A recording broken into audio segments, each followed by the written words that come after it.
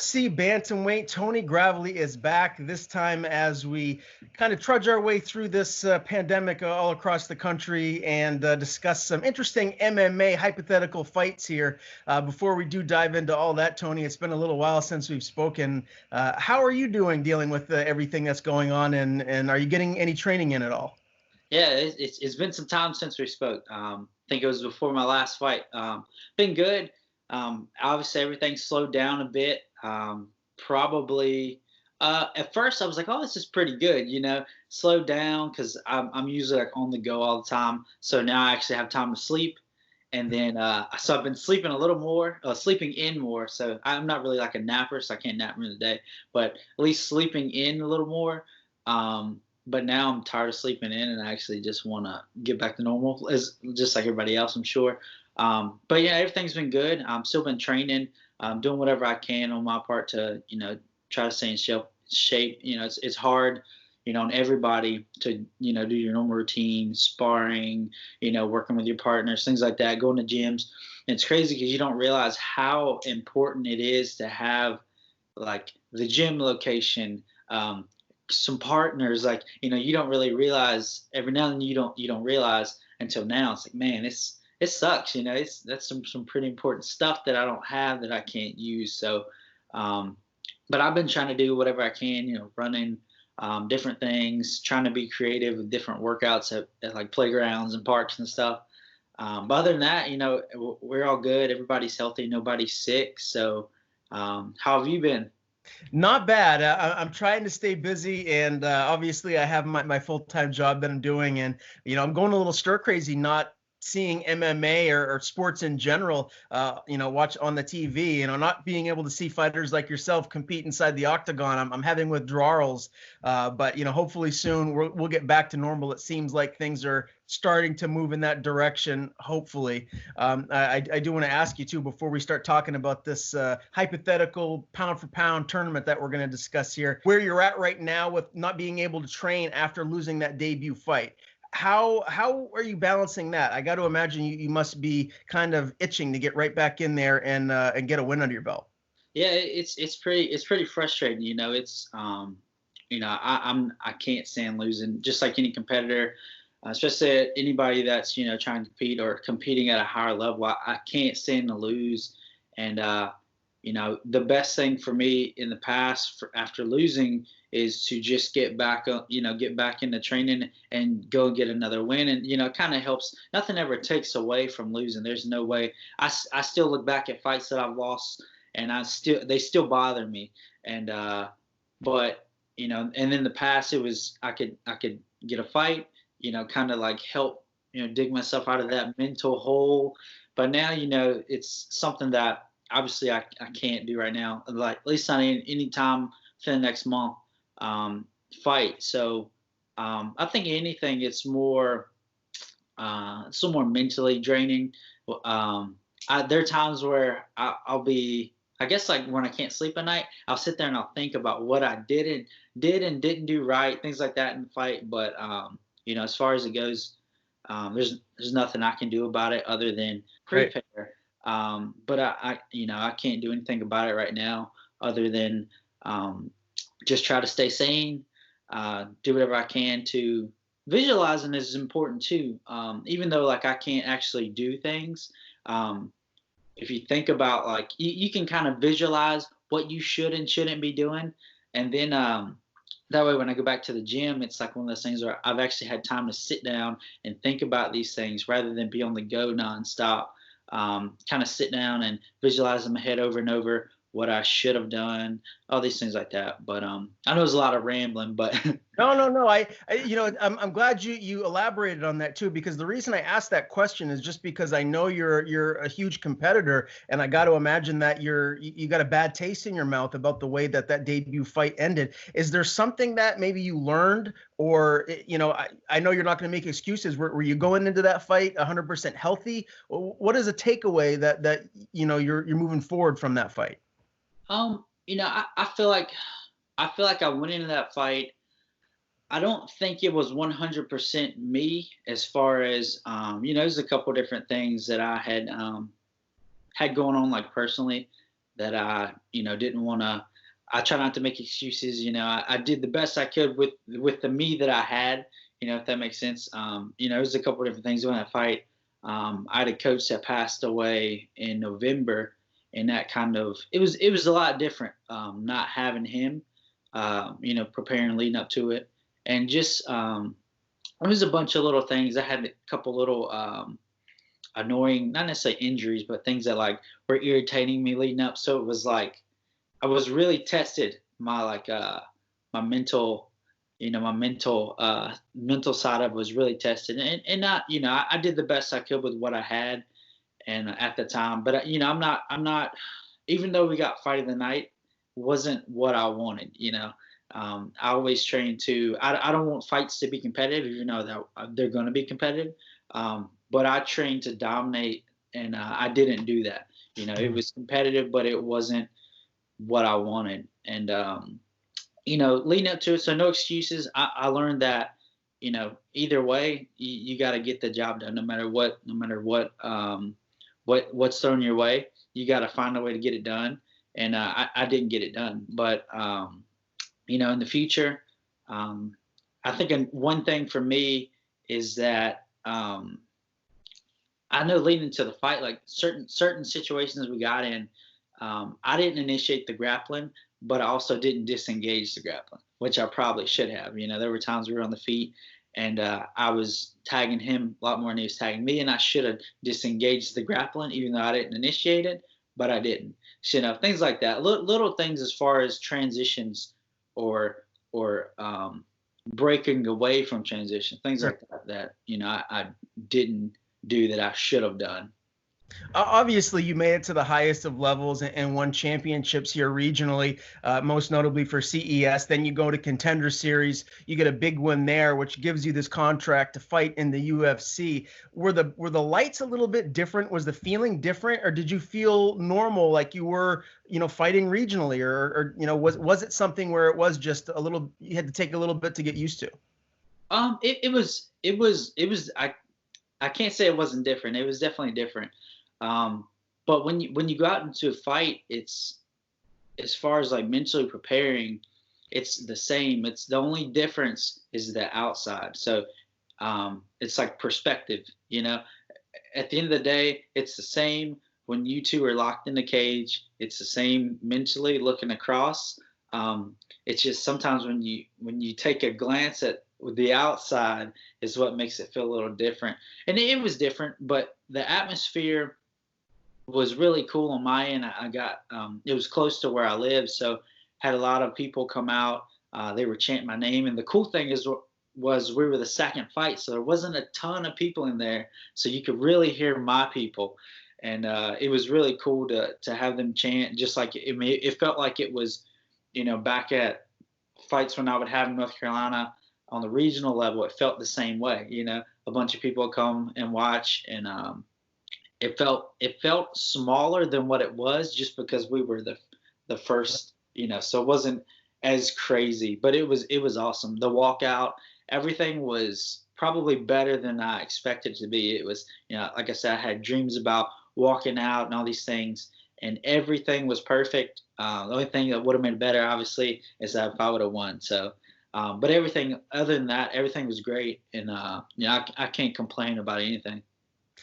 Brett Johns, the only two losses that he's had, and we spoke about this before, are to top fighters in your weight class. I mean, Aljamain Sterling, Pedro Munoz, those guys are elite. And you, as you said, you got fight of the night, taking him right into the third round. Very competitive fight before you got caught in that submission there. Do you feel like, although it was a loss, that you still kind of had a little bit of a coming out party where you let the rest of the bantamweights know, hey, I'm a guy that's here. I'm not an easy out. I'm going to be a mainstay for some time to come.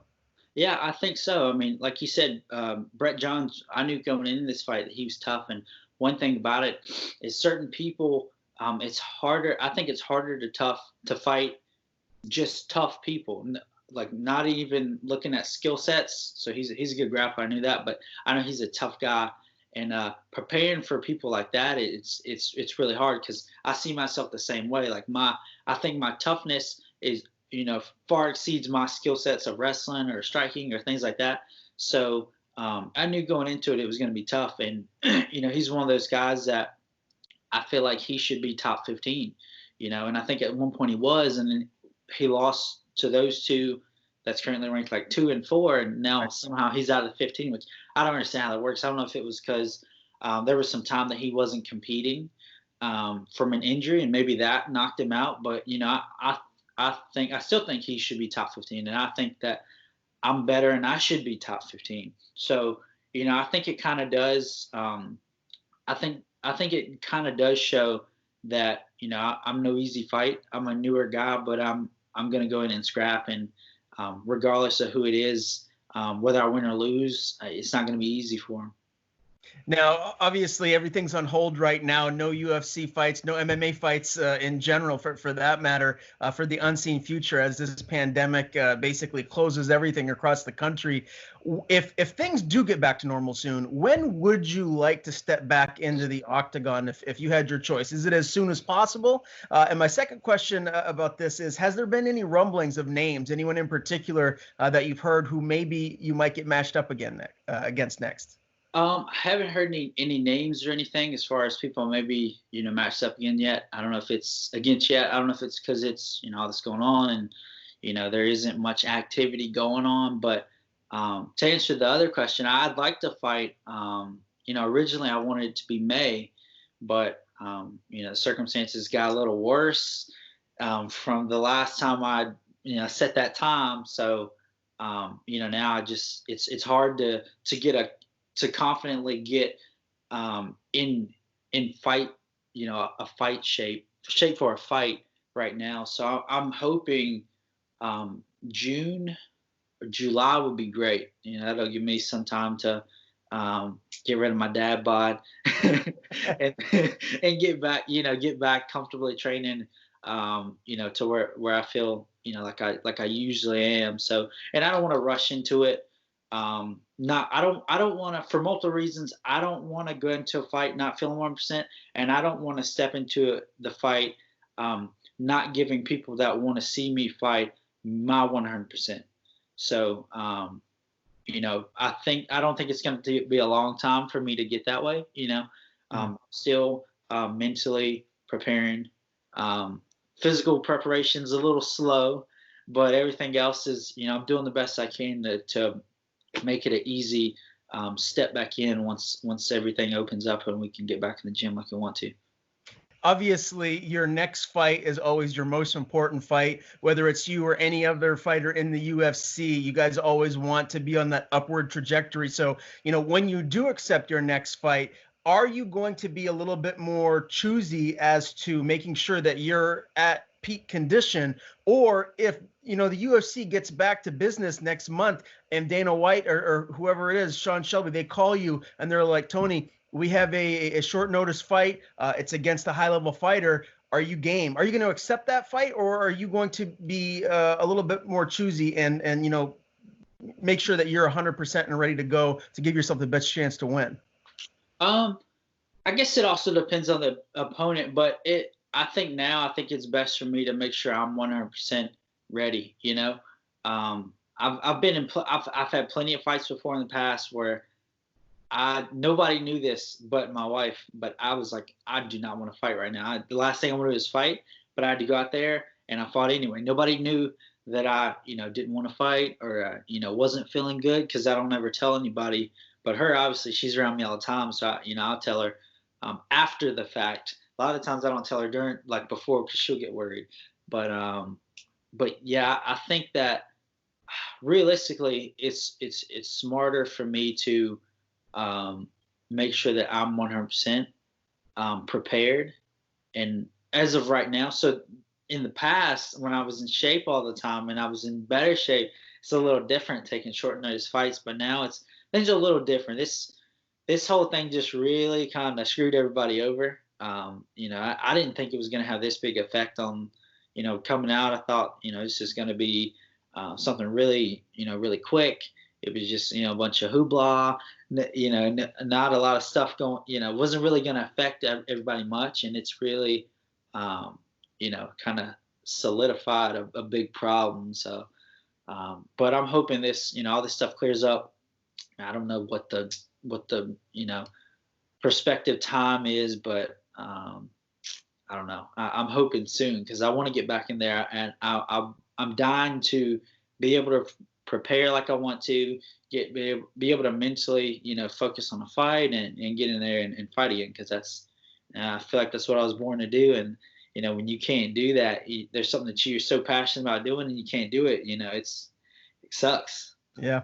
Yeah, well, again, myself and everyone else out there, we're always excited to see you climb inside of the cage, whether it's the octagon or watching you regionally at CES. Always fun to watch you get in there and compete. Hopefully it is again soon, buddy. Obviously, we'll have you back on before that time comes. Let's get into this bracket and talk about this for a little bit. I'm really excited. I asked yourself, some other UFC fighters, some Bellator fighters, regional fighters. Basically, what I did was I asked you to give me your list of your top pound for pound mixed martial artists of all time, ranked 1 all the way down through 16. And then I compiled rankings based on what everyone said. So again, it's not a huge pool that I'm choosing from here, but I did get some rankings, and I feel like they're pretty decent when you look at Tapology's all-time rankings. They're fairly similar. So, and it's going to be interesting to hear what you have to say about who wins these matchups as we find out who your all-time greatest mixed martial artist pound for pound is.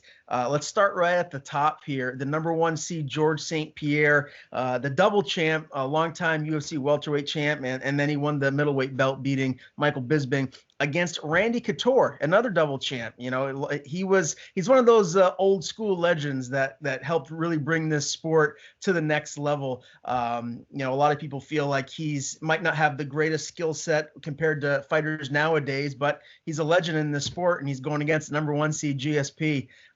If all things were equal, how would this shake out?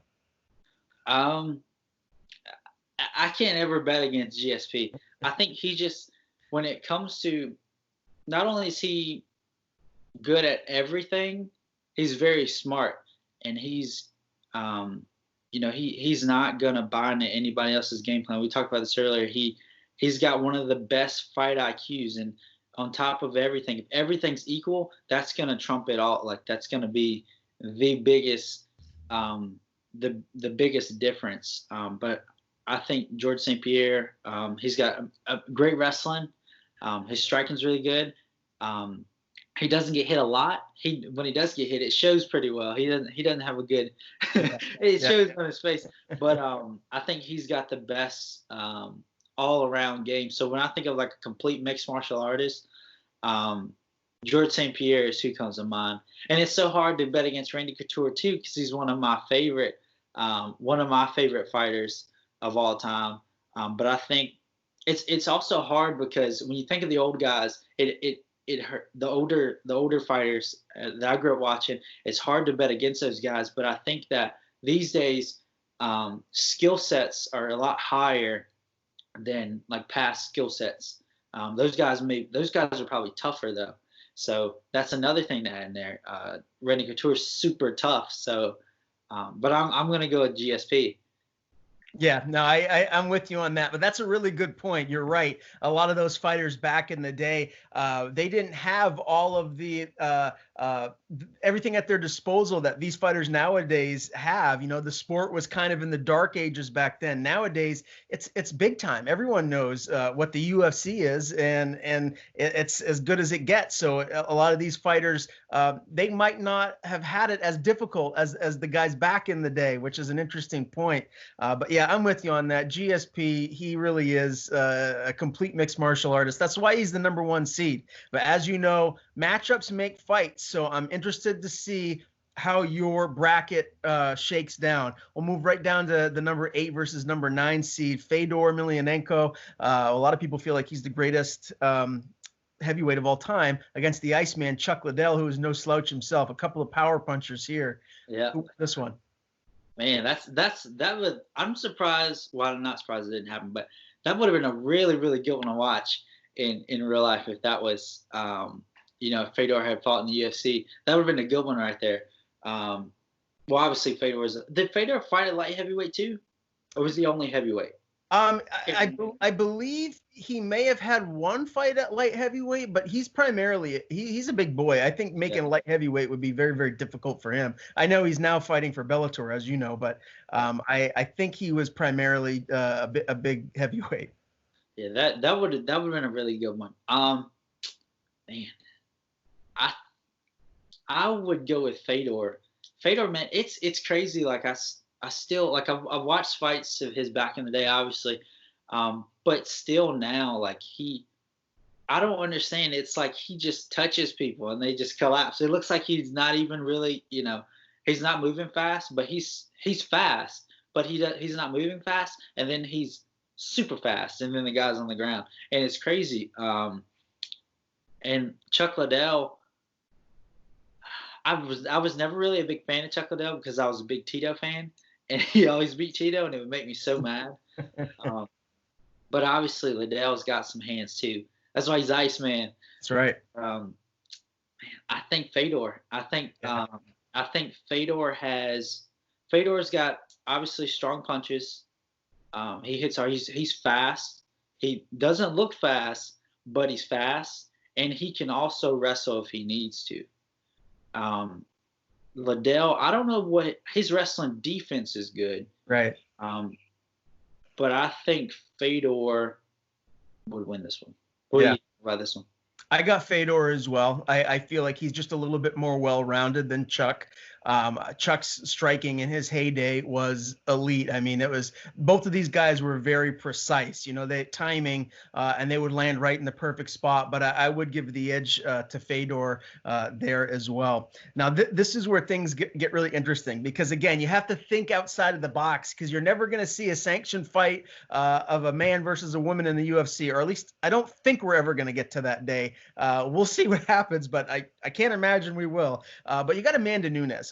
A lot of people feel like she's the greatest mixed martial artist female of all time. I mean, if you look at what she's done, it's hard to argue against that. And she's the number 5 seed going against the former featherweight champ, Max Holloway. Obviously, if these two fought in person right now, in real life, right? I mean, you're going to lean towards Max. He's a man. He's taller. He's longer.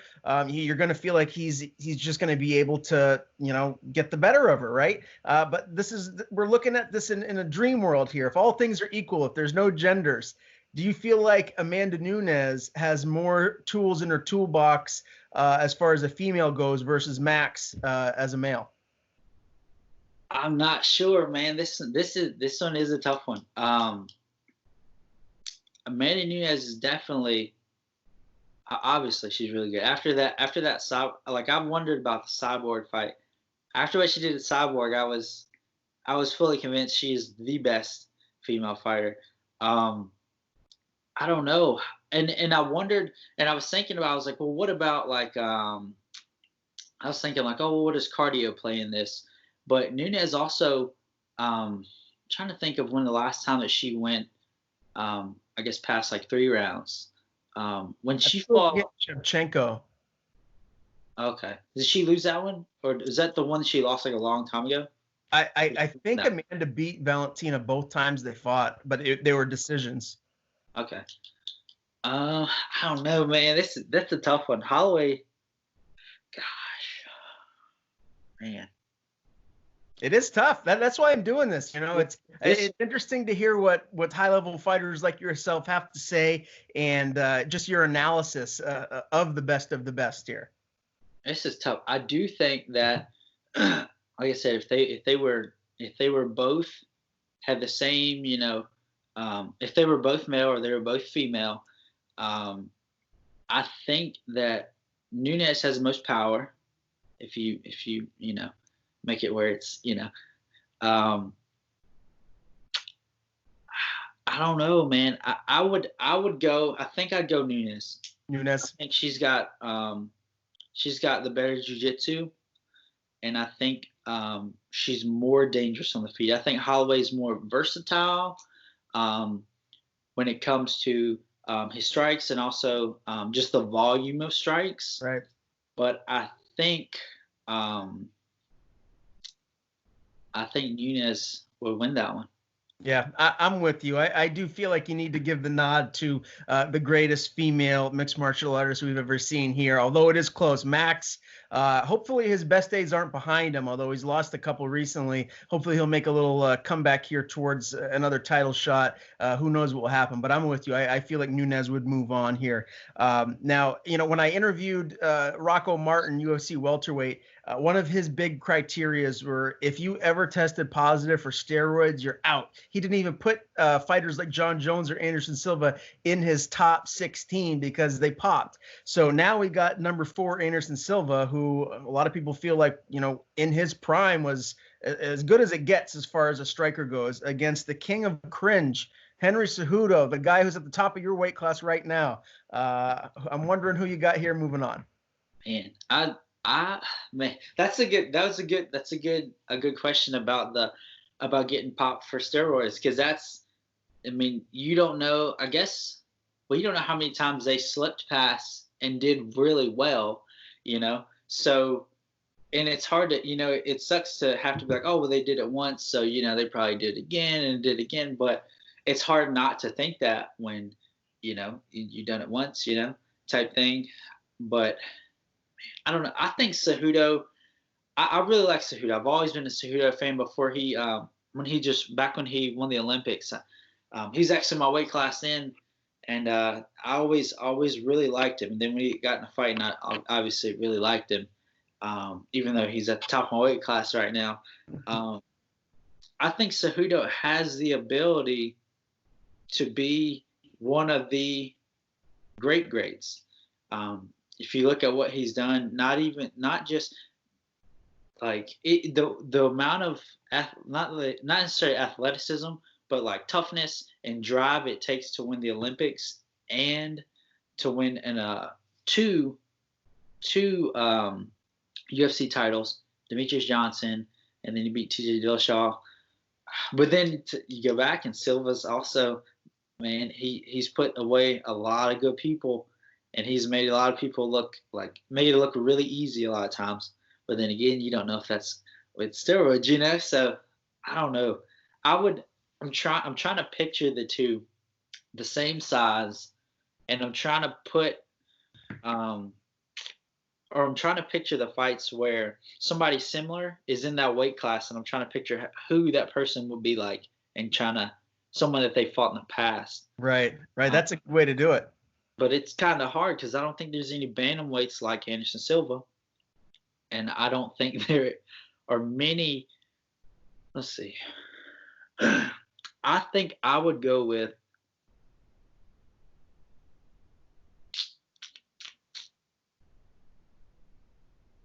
I'm gonna go with Cejudo. You're going to go with Cejudo. Okay. Well, at the end of the day, he still has a lot of his career in front of him. If he accomplishes more and wins more, he might be one of those guys that you see move up the all-time pound-for-pound ranks, because he still has a lot more to accomplish. But you might have something to say about that. Give it a little while. You get to the top of this weight class. Who knows? This could be an upcoming opponent, right? Yeah, you're right. I love it. All right, so we'll move down to the bottom half of this first round. Who do you have for this? I need to hear who you have for this one.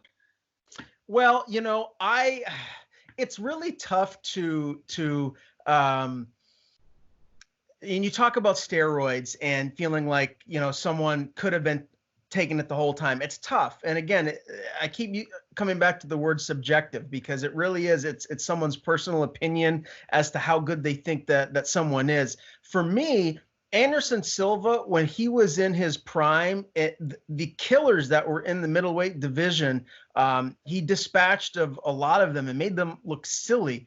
I would lean towards Silva right now, but who knows? Give it another year or so. Cejudo may be someone that you do move up those pound-for-pound rankings a little higher, and he could be someone I lean towards. But again, it's close. A lot of these matchups are very close, so I can see it either way. And that leads me to this next one, Tony, because this might be the most difficult one of the whole first round. AKA teammates. Yeah. Nurmagomedov and Daniel Cormier. Now, Rocco Martin, when I interviewed him, he was not happy that Cormier was ranked number 11. He's like, who are the people that are making these rankings? He's like, DC should be so much higher. So, again, I'm not sure where to lean here because Khabib's undefeated, Cormier one of the all-time best. It could go either way. How do you see it? Man, that's what I was like. Man, that sucks for Cormier getting like those two getting matched up in the first. Not necessarily Cormier, but I was thinking like, man, those are your buddies too, and it's like teammates. Man, that would be a good one because, and this one is hard because Khabib is obviously he's an animal. I'm not sure how his wrestling is against Cormier though, because he's an Olympian, and it's different wrestling. It's wrestling. It's MMA wrestling, and then Cormier also has great MMA wrestling. So you see him ragdoll people. Khabib ragdolls people, and I guess it would come down to, and obviously Cormier. I think Cormier's striking is better. And then I think it would come down to possibly not necessarily jiu-jitsu, but I don't know. I think, let's see, maybe it would come down to ability to stick to a game plan. And I don't think Cormier doesn't not stick to game plans, but there were times where, when he fought John Jones, and I was thinking, man, if he would just if he could get him down one time, or attempt to. I don't think he really tried to take him down much when they fought, which probably could have made some difference in at least opening up strikes. Man, that's a tough one. But do you want to know who I gave the nod to?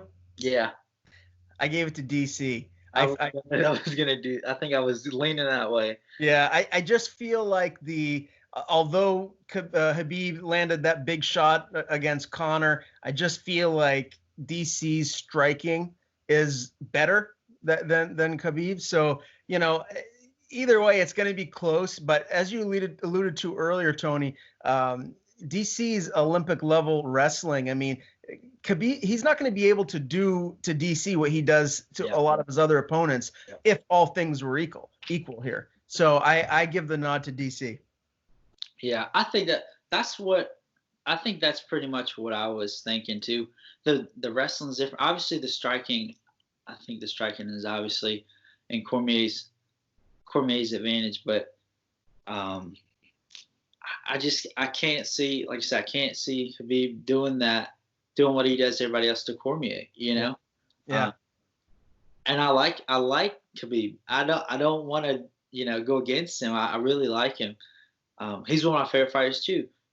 But I think I might go Cormier. Yeah. Tell me real quick before we move on to the next matchup, who were you picking with Nurmagomedov and Tony Ferguson? Who did you think was going to win that? I thought Khabib was going to win.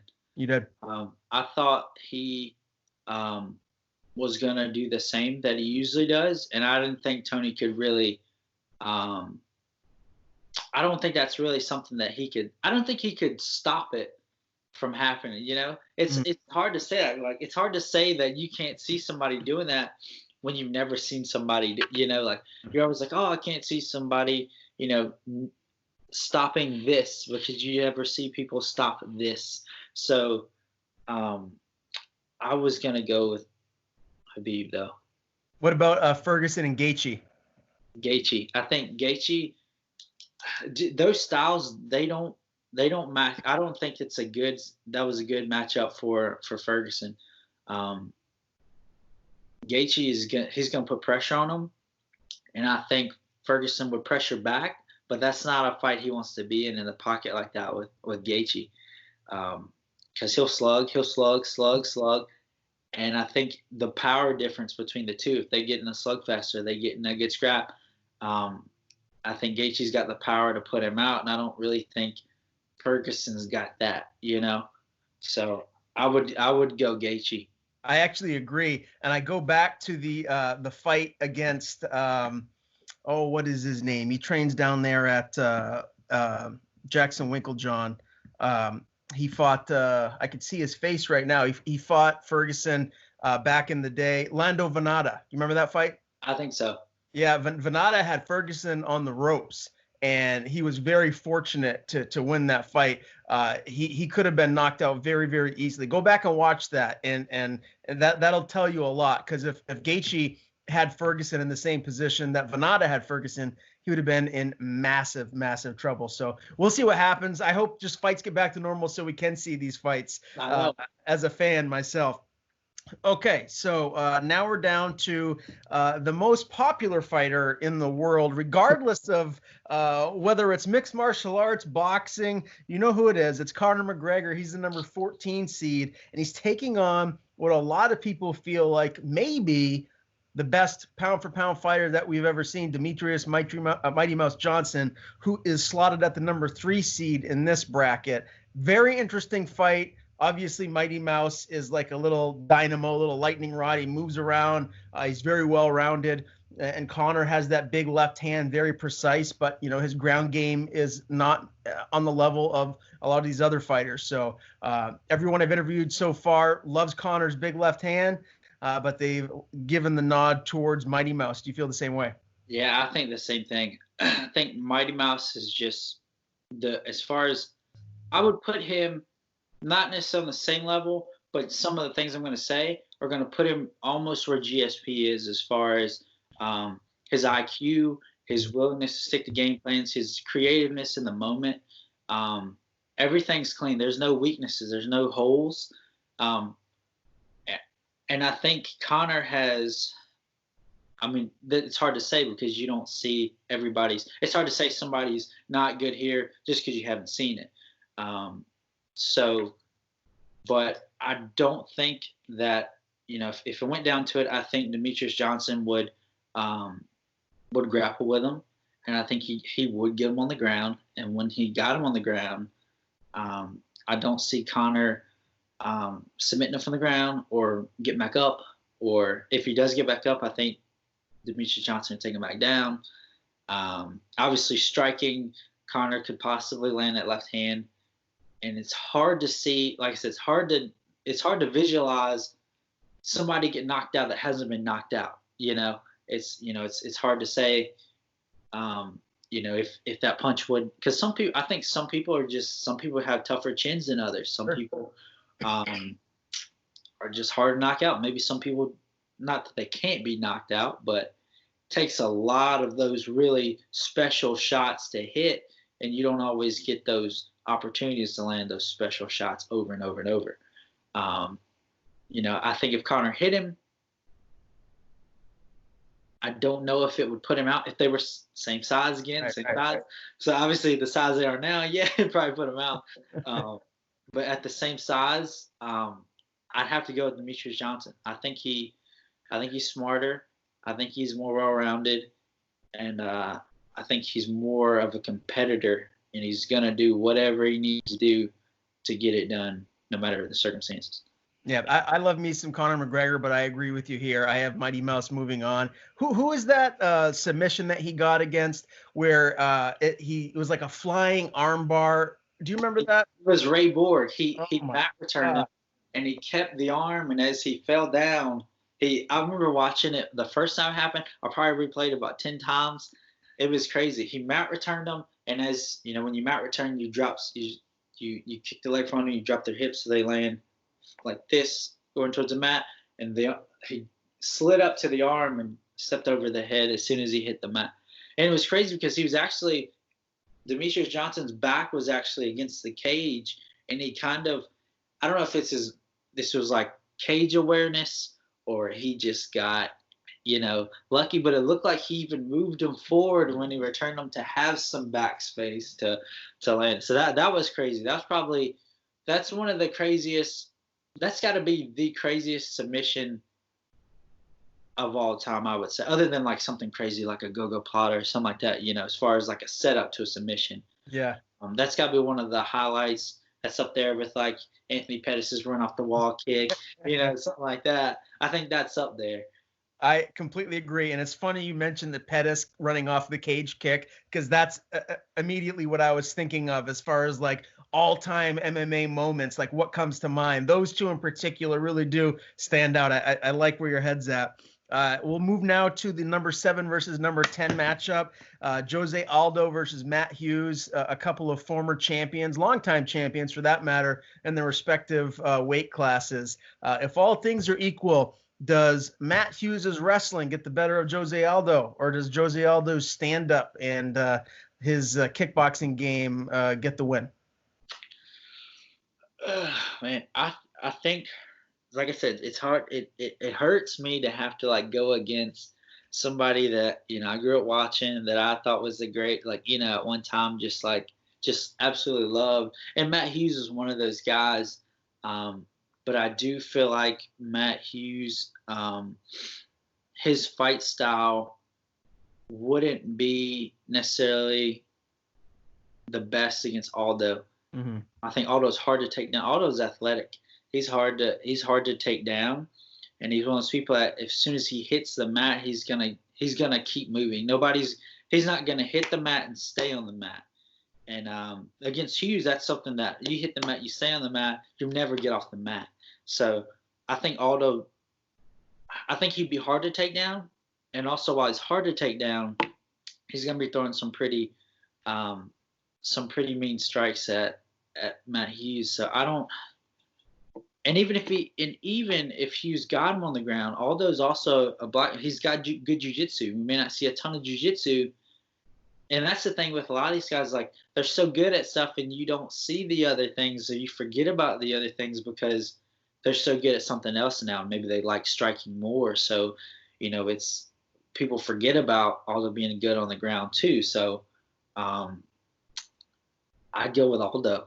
Yeah, I'm with you. Everyone that I've spoken has Aldo moving forward as well. He really is just very dynamic, and those leg kicks I feel would play a huge factor in this particular fight. Now, the last matchup of the first round, you got Jon Jones and Dominick Cruz. Obviously, the size difference between these two is tremendous, but if all things are equal, does Jon Jones stay undefeated and beat Dominick Cruz here? I think so. I think how this fight would go would be Jon Jones also has a high fight IQ. I'm not a big fan of him because I don't know, just a lot of the things he, failing drug tests, doing crazy stuff outside.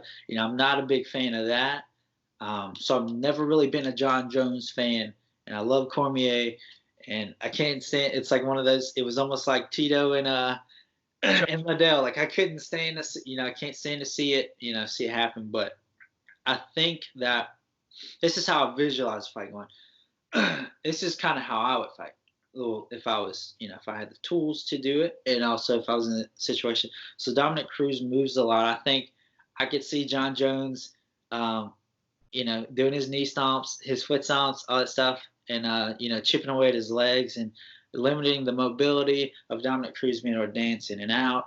And then I think from then on, he just starts doing regular Jon Jones stuff.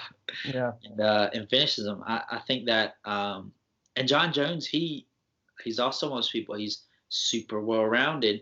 And I think if for some reason it hit the ground, I think he probably has better grappling, like jiu-jitsu ability than Dominick Cruz.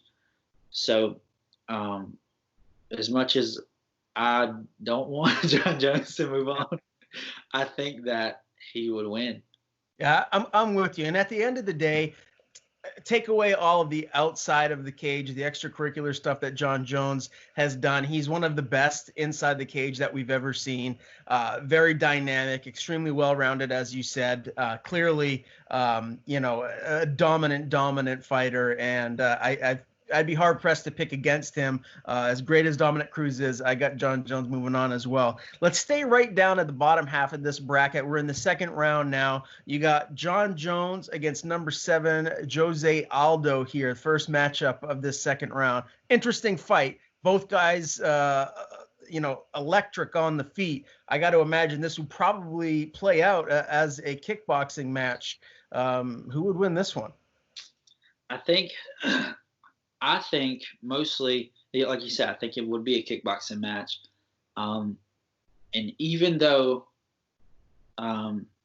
So when I think about them being the same size, you still have to take into consideration the range that, I guess, even though they're the same size, you can still take into consideration that they would still have the same reach difference. Sure. And I think that would play a really big factor.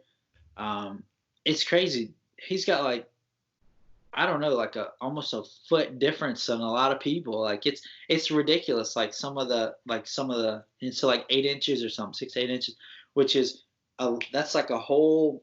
I mean, that's a forearm to the fist type thing. And then you extend the fingers like he does sometimes. His fingers are probably 6 inches too. So so that's a big difference. I think Aldo's quicker, but I think John Jones, all he has to do is take the range that he has to cover with the quickness to get in. I think John Jones could just take one step back and it would ruin it all, you know. I got to go John Jones again. Like I said, he's one of the best. I don't like him personally, but I know that he's one of the best, and I don't see Aldo beating him. Mm-hmm. Now, this is really interesting, Tony, because the next matchup right here is Mighty Mouse Johnson and Daniel Cormier. If Daniel Cormier can get by Mighty Mouse, you have a trilogy set up here with John Jones and DC. Does that happen, or does Mighty Mouse move past the heavyweight monster that is Daniel Cormier? See, that's hard to it's hard to think about too, because you think about Demetrius Johnson did beat Henry Cejudo before, and Daniel Cormier is an Olympian. Henry Cejudo was an Olympic champion. So, but then again, it's one of those things where if it did hit the ground and it kept hitting the ground, I think if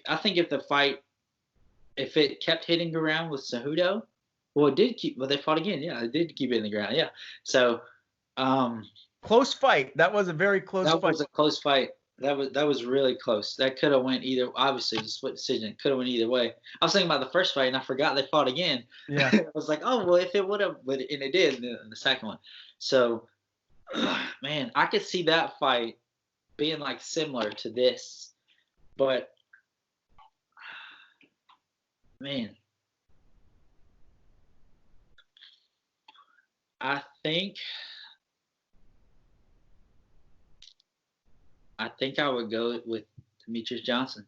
Okay. All right. Did you have these picked before we went live here, or are you doing them? No, I'm just kind of doing them right off here. Yeah. I wanted to do them live so that way, like, yeah, I don't know, because I skimmed through it and I looked at the first round and I was like, man, there's some pretty like tough ones, and I didn't go through the rest of it though. So yeah, it's just I didn't really look at this until now.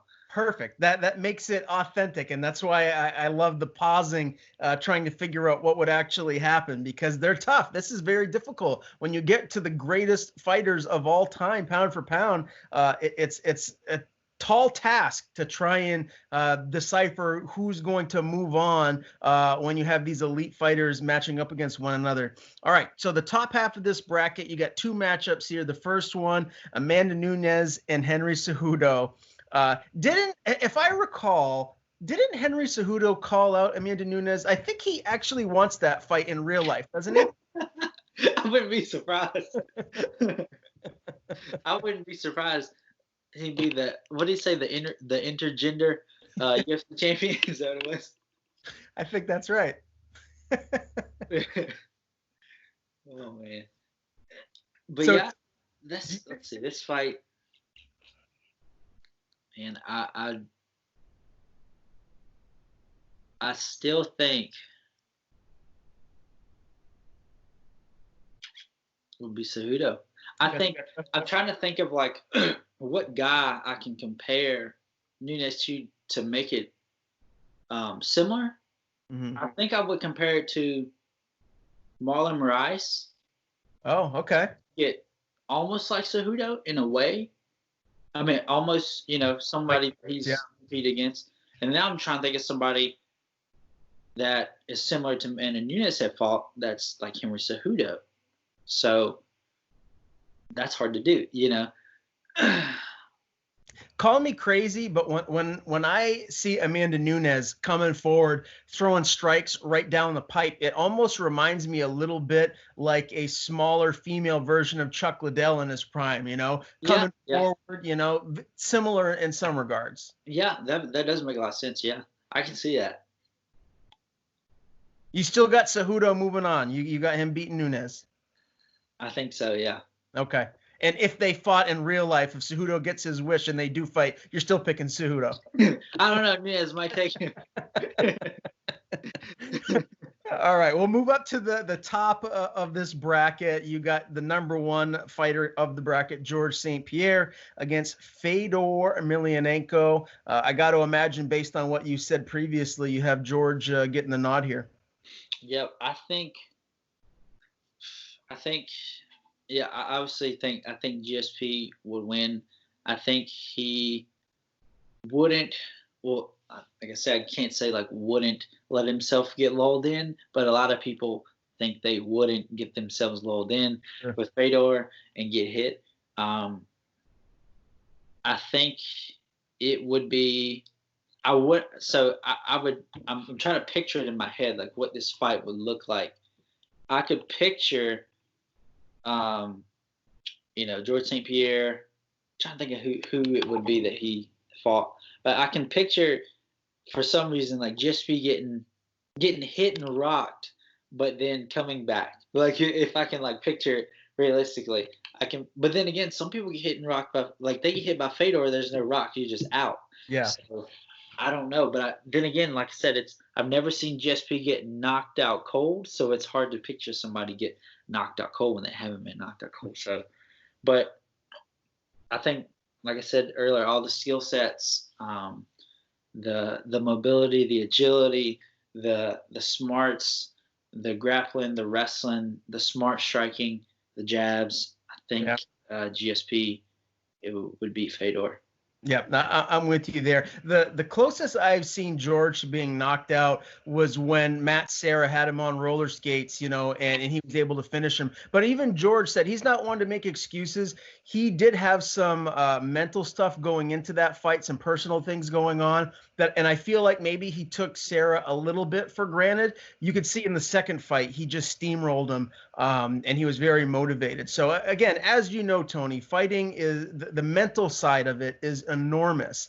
So you really have to be dialed in all facets when you step inside the octagon against all of the fighters that are on the roster, because they're all elite, as you know.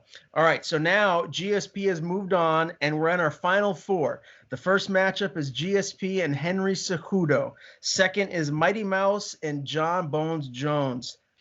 Who do you got? Man. Gosh.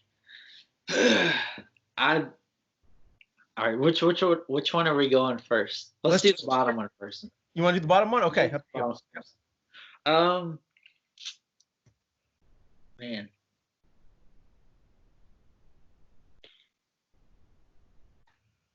I think that it's hard to go against either, but I don't know, man. This is a tough one. Well, they've all been tough, but they just keep getting harder and harder.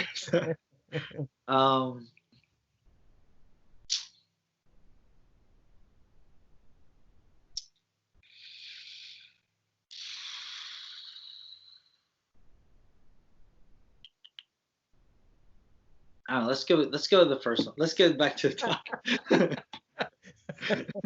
Okay, can I guess where you're leaning on this one? Yeah. Okay, I think you got GSP moving on against Cejudo, just a little more well-rounded, a little bit more of a tactician in there. Is probably going to stick to his game plan and win a decision.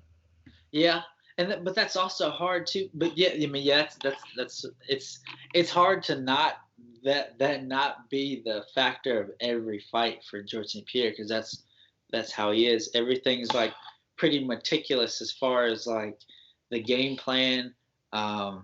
Everything as far as well-rounded, like everything, all the fights are the same, and people say it's boring, but no, it's hard to have different opponents, and then especially as the sport keeps evolving, to keep having different opponents that are also really good, and to do the same thing to all these opponents, not just in one category, but throughout all categories of fighting. So I could almost argue, Tony, that it's harder to dominate a fighter the way George does for 5 rounds, 5-minute rounds. It's 25 minutes of pure domination versus catching someone and knocking them out. Yeah, the knockout is pretty. It gets the fans up and cheering and loud, but to dominate someone and to hold them in certain positions against their will, the way that GSP did in his prime, it's really masterful. That's why I feel like a lot of people have him as the number 1 seed.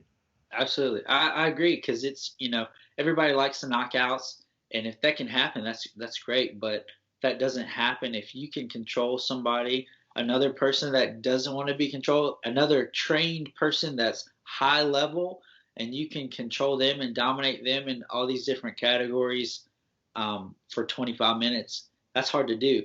And a lot of people don't, like, people that either don't fight or things like that. When it comes to like grappling or wrestling, like that's like one of the big categories where people see and they see people wrestling or grappling, they think, oh, they're just, he's just holding them down, it's just boring. Like, no, that's hard to do. Like 25 minutes of holding another trained individual in a position that they are trying their best to get out of it, that's hard to do. And a lot of people don't understand that when you can do that on the feet too, like, jabs, when you can do that on the ground, and you can also submit people and knock them out too, like that's something that, I mean, you can't really argue with. Yeah.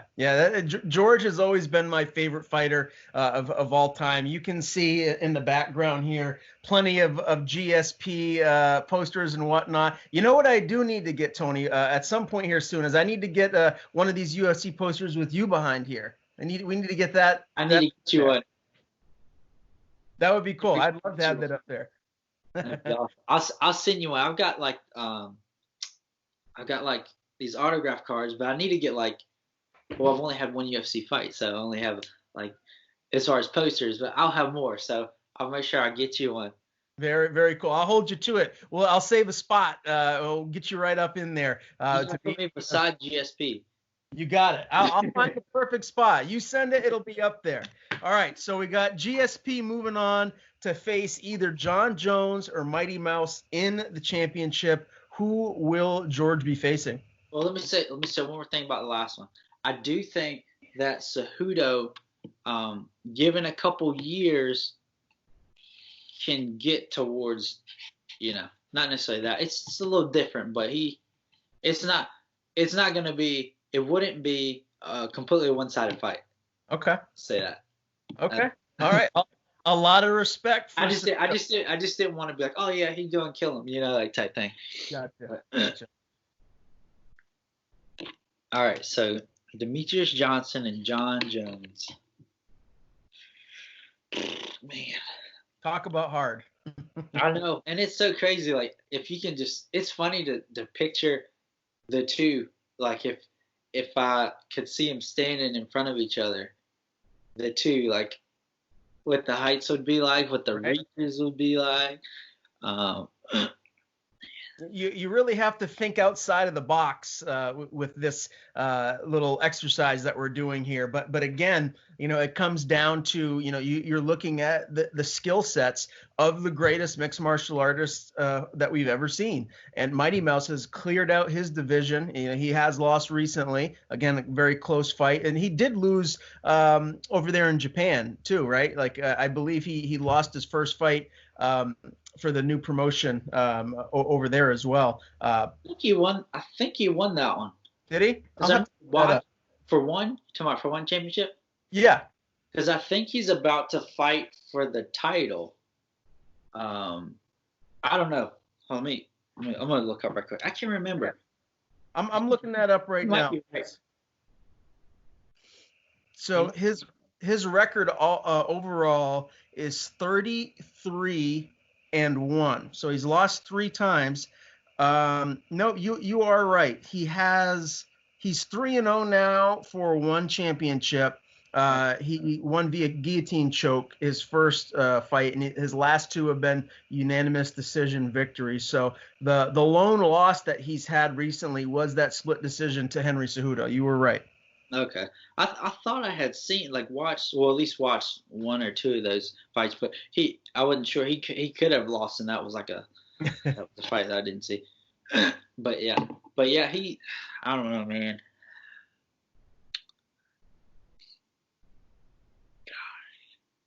I want to say,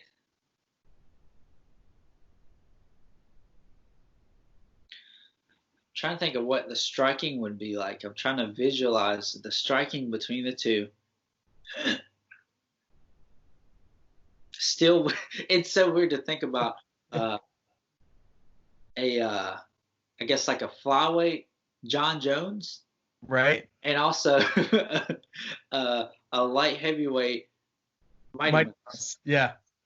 I mean, good luck trying to find a comparison in either weight class. I mean, both of these fighters are so elite and good at what they do. That's why they've cleaned out their divisions respectively. It's tough to imagine someone else like a Mighty Mouse fighting at 205 or like John Jones down at Demetrius's weight class. So again, it really comes down to personal preference and who you feel like overall has the better skill set. Yeah, and that's why these fights are hard too, because it's hard to visualize people like these people, because there aren't people like these people. These people are elite people amongst elite people. So it's hard to you can't visualize anybody else because they're one of a kind, So that's why it's even harder to do.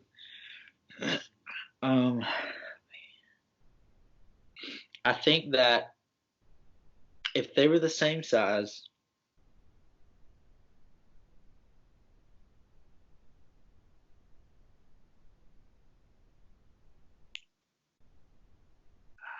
I want to go with Demetrius Johnson. We have the same finals. We have GSP and Mighty Mouse in the championship. Great minds think alike. So that's it. You thought Demetrius Johnson too? I do. I lean towards Mighty Mouse overall. For me personally, I feel like the steroids, the popping there on two different occasions is enough for me to give the nod to Mighty Mouse. As great as John Jones has been, I will say his last two fights, he could have lost either one of those. Thiago Santos and Dominic Reyes, a lot of people felt both of them potentially could have won either of those fights. So, I think the air of invincibility for John Jones is a thing of the past. He has proven to be human, and I feel like his best days are behind him. I don't feel like people look at him and think that he's unbeatable anymore. And I lean towards Mighty Mouse overall in his skill set. What he's done at his weight class truly is amazing.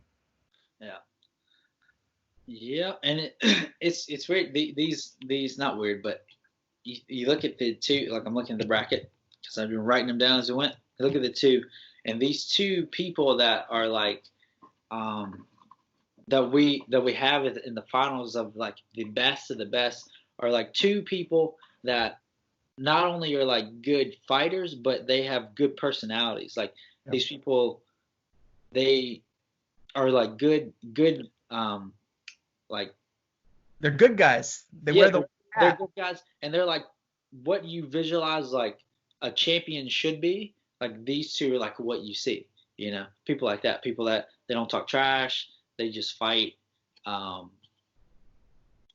Those are two people that, if it was inside and outside the cage, they're just as good both, in both of us. I completely agree. And I think it's funny that not funny, but ironic that you say that, because that's exactly how I was feeling when I looked at my brackets and whatnot. But at the end of the day, when I was making my pound for pound best, I had GSP and Mighty Mouse 1-2.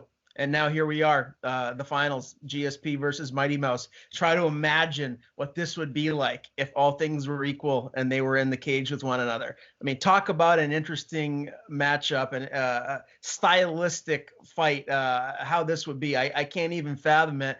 For me personally, it comes down to GSP's how he controls his opponents, whether it's on the feet or whether it's wrestling. I feel like you've seen him excel against elite strikers in the past. When they want to strike with him, he's able to get them in the clinch, whether it's dirty boxing up against the cage or he takes you down, a well-timed takedown. He's able to win rounds. And I think that's what would happen in this fight if they did hypothetically fight and they were the same weight class. What do you think? Yeah, I think the same thing. I mean, it's it's hard to not say the same thing over and over. But like I said, it's one of those things where, I mean, it's like set in stone. Like these, I mean, they're opinions, but and my opinions are solidified across the board as far as how he approaches fights, what he does in fights, and how he doesn't.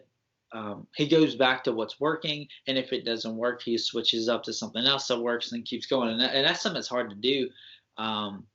You think about like somebody you have a game plan, or if it changes mid-fight, making in-fight changes and making those things work too. Like that's hard to do, like, because I've struggled with that, like you do something or something you're used to working, if it doesn't work, and then sometimes you kind of, sometimes I've been guilty of, I should have done things and I just kept going back to the same thing because I was stubborn, and he's not someone that would do that. And same thing across the board, Demetrius Johnson too. Like he's pretty much, you can pretty much say the same things about him. But I think that obviously I think George St. Pierre is gonna win. I mean, I would say it would be, I guess to make it better, we'll say it's a split decision. Or majority. Let's see. No, so split decision would be the closest. Yeah. Okay, I like that. And again, I really appreciate you taking the time to go through all of this with me and to tell me your analysis about how these matchups would play out if in fantasy world they actually did happen. But the fact of the matter is, right now with the sports world shut down, this is all we can do. We can try and talk about things that may not happen and try to drum up some conversations, not just about mixed martial arts, but sports in general, as everything is shut down. So I hope you had as much fun as me talking about this and predicting who the greatest fighters of all time are. It's funny, now we're 3 interviews in between yourself, Steven Peterson, and Rocco Martin. All 3 of you have George St. Pierre winning this and have him crowned as your all-time pound-for-pound best. So you guys must be onto something.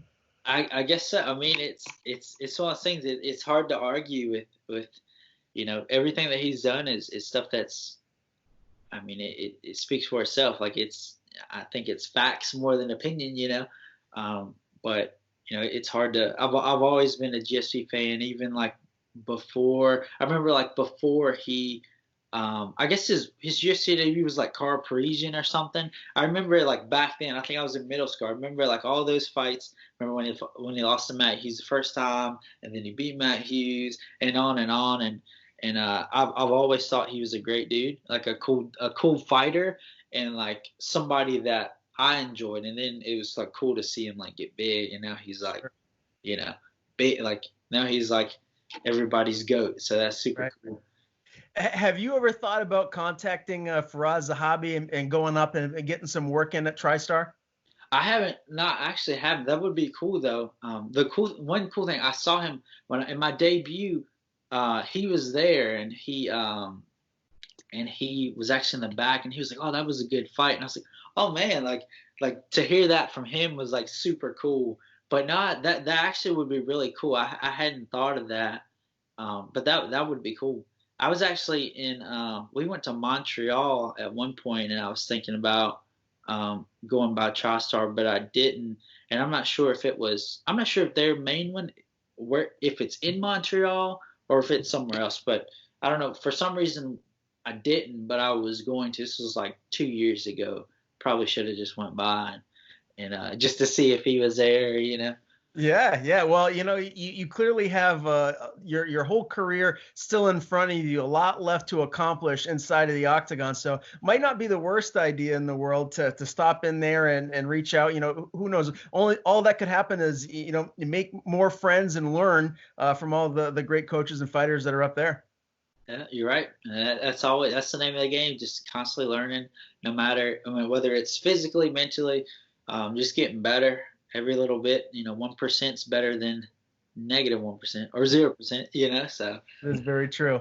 Well, Tony, I really appreciate your time as always, my friend. Again, you're one of the nicest guys in the game. I do look forward to seeing you step back into the octagon and getting that win under your belt. I'll definitely be in touch with you as soon as I hear more. And when fights get announced, I'm sure all of us MMA fans will be clamoring to the TV to watch you step back in and fight. So thank you again, as always.